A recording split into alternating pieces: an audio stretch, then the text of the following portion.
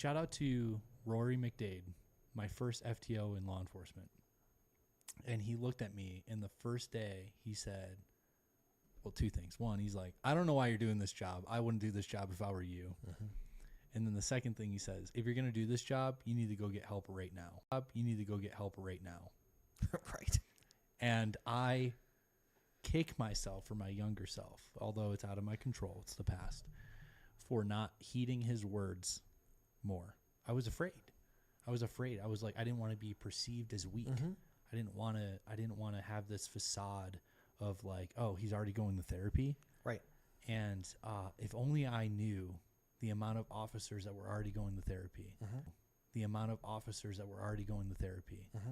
And that's like the reason why I kind of go off on this tangent for a quick minute is I just hope that if any officer is listening anywhere, that they start therapy, even if they don't think they need it.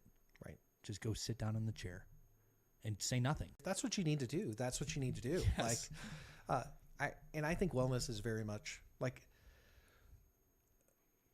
for me, my toxic relationship spilled into a lot of other relationships.